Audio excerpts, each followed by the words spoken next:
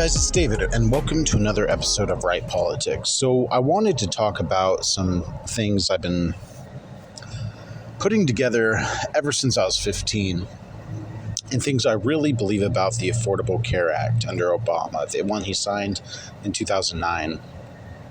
And it has a lot to do with what I've learned about communism over the years.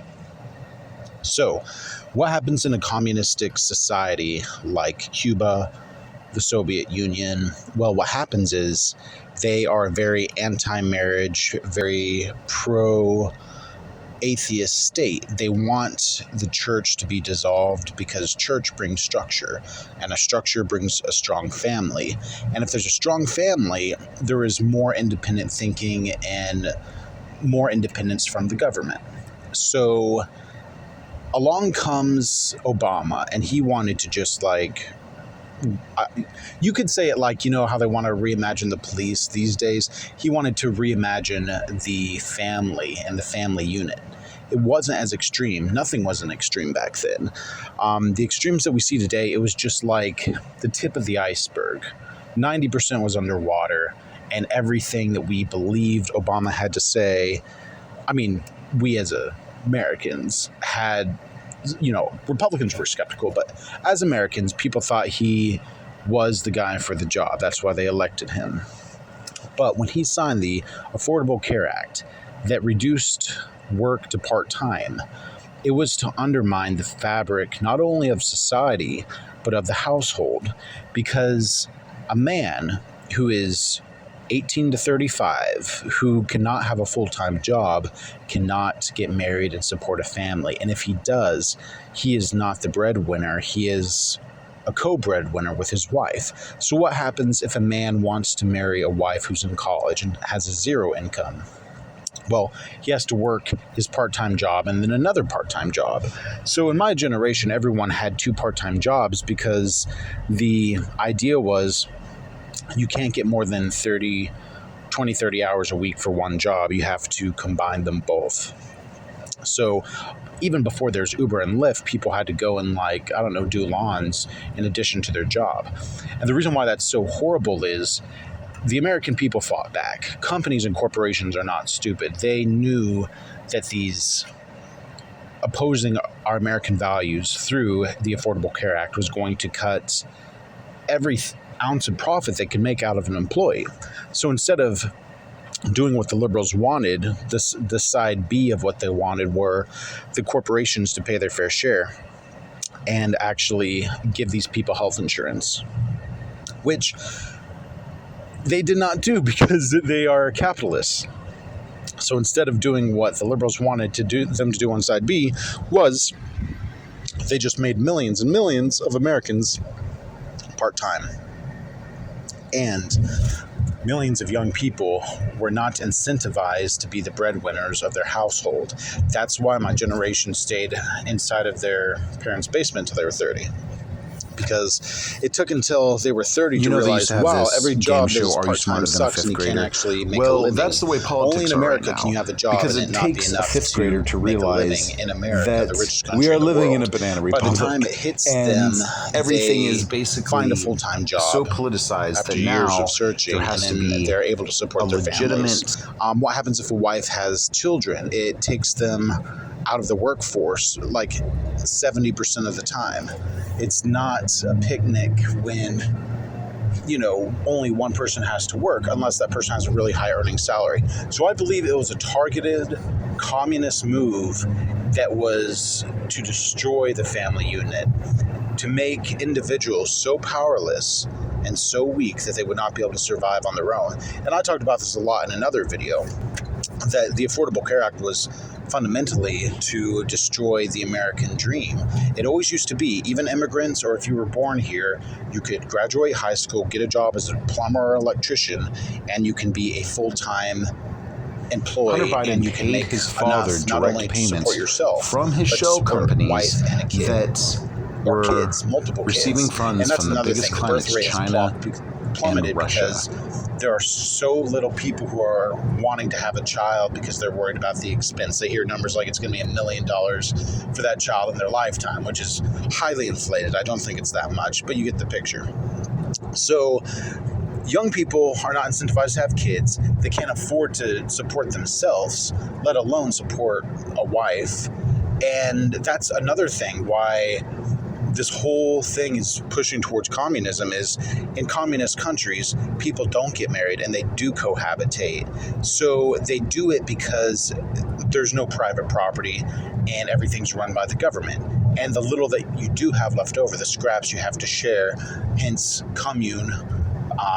Everyone has to share everything. And it was like that during the recession under Obama. If you didn't have sugar, you went over to the neighbor's house. It was more like, hey, go over to the neighbor's house because they have internet and we don't. Go over to the neighbor's house because they have cable because we can't afford to pay our bills. Go over to the neighbor's house because they have food on their table and we don't. It was like that. So the push towards communism is destroying the family unit to the point that it's written in our laws that you cannot have a full-time job without the aid of the employer paying your insurance. Well, they're not going to do that. So everyone's part-time. And if you think this ends when you reach a certain age of maturity or you move up in the company, no, most people spend an average of 2 or 3 years at a job before they move on to a next one. Either they're fired or they find a 50-cent raise and they go after that. I have so many friends who are in their 40s, 50s, and 60s who are still working part-time. So I asked myself, the worst nightmare that I can imagine is to be 40 years old working a part-time job at minimum wage. They literally send you home after 4 days of work. So what are you going to do the extra 3-day weekend? Well, if you are someone who wants communism and socialism and you are on government benefits, it's a win-win because they only let you work a certain amount of hours anyways without it breaking the benefit like trademark. Like, oh, you can work 30 hours and you can also have food stamps, or you can work 30 hours and you also can have Section C. But if you work above that, you're going to lose your benefits. So now maybe hopefully you can see that it's like a puppet master. They're not only wanting to force people to work part-time, they also give them social benefits that's supposed to subsidize them and that they cannot work above part-time or they will lose them. So this is why you get people graduating college and they don't know what to do and they want their student debt forgiven, or they don't understand that they are privileged to have a college anything degree because they're going to make a lot more than the minimum wage employee. And I've said this time to time that when all of the Bernie Sanders people demanded a $15 per hour minimum wage, I don't know if you remember John Morgan from Morgan & Morgan, and he was like, he pushed for a $15 per hour minimum wage in Florida by like 2025, and it was going to start at $11 an hour in 2021. Then 2022 is going to be 12. Then in 2023, 13, so on and so forth. So the libs always love to just completely distort with the way people view things. All the Bernie bros are going to be like, man, we finally got our $15 an hour minimum wage, because that's what they're seeing at every restaurant, every entry-level cashier job, every entry-level anything. Because it's what society will accept, paying someone that's at the bottom of the barrel. It's 15. It used to be 10, but with that, if you were making $9 or $10 an hour in 2019-20, rent was $900 to $1,000 a month, and now that the low end's $13 an hour, the high end $16, you're seeing rent from $1,300 to $16. So everything stays the same with inflation. The people who are at the bottom barrel jobs do not get richer because the wages go up across the board, because everything goes up across the board, as you know. So they trick people into believing that there's a higher wage, and that's why Joe Biden's like, oh, wages are up, they're at a historic high. No, inflation's at a historic high, and companies have to incentivize and compete for workers because there was just so few and so many people were just switching jobs to get a couple dollars an hour or more. And I've seen that time and time again. People would quit one job and go to another just because they pay $1 more per an hour. So where does that leave us? Well, it leads us being into 14 years into a communist model of decentivizing people to work and incentivizing them to be on government subsidies. and they want the corporations to pay for them.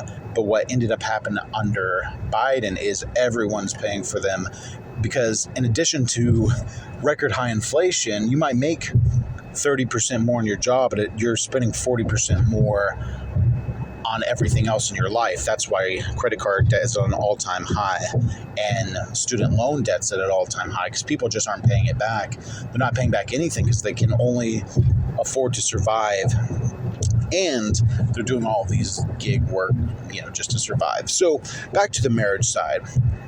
What communists want, they want for a man and a woman to live together without being married and be forced to have joint income. And in addition to that, now this is really going to blow your mind, all of the Obamacare stuff I just told you about happened 14 years ago. But who pulled the trigger on this Argentina-like model of, they're wanting 150% inflation. They want for goods and services not to match what they used to. They push inflation to go higher because they're also trying to destroy the middle class. Because every successful nation in the world has a strong middle class. And these people, the Biden people, said that they were the champion of middle class. Through this inflation, they've destroyed the middle class. They've destroyed the earning potential of thousands, and they've destroyed the savings of thousands. If you had $10,000 in 2020, it's now worth about $7,000 in buying power. It's not just the recession. It is physical policy to make people more poor, because the more poor they are, the more susceptible they are, and the more they are dependent on the government. So you take them wanting to destroy a man's right to a full-time job and his ability to work and support his family. Once you take away a man's ability to support his family, then you have a bunch of men who are single or living with a woman who are not married because they can't afford it.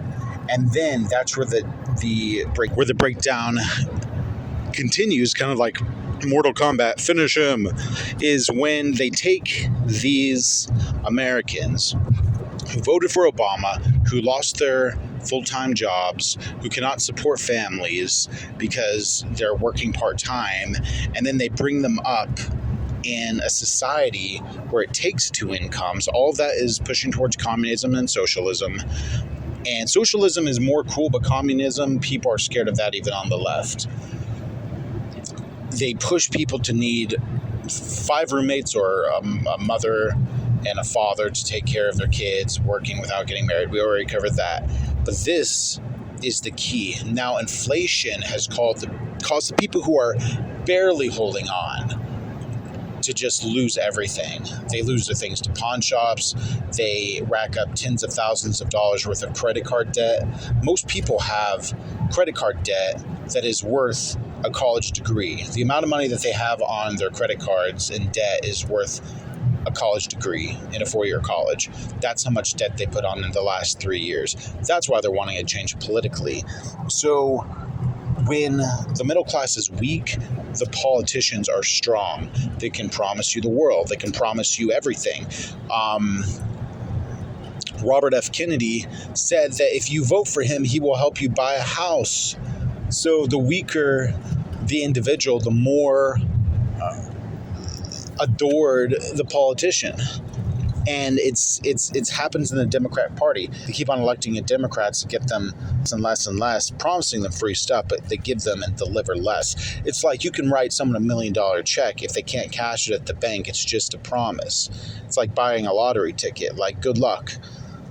That's basically what Bidenomics did, and he is the reincarnation of Obama. But it's kind of like he's a lot worse. So let me know what you think.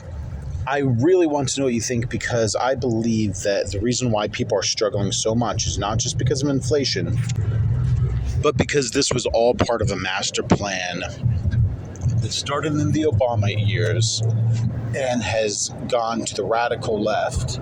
And you hear that all the time, but people's lives are literally being destroyed. People's fortunes are being destroyed. Not only in the stock market, because a recession happens every 10 years, but through inflation, they are destroying the savings and the future of almost every American. There's a poll saying that only 10% of Americans, I think it was Washington Times, but they said that only 10% of Americans feel like there is a favorable future under Joe Biden. I guarantee those are the ones who have so much money that inflation does not affect them. All right, let me know what you think in the comments, and we'll see you on the next episode of Right Politics.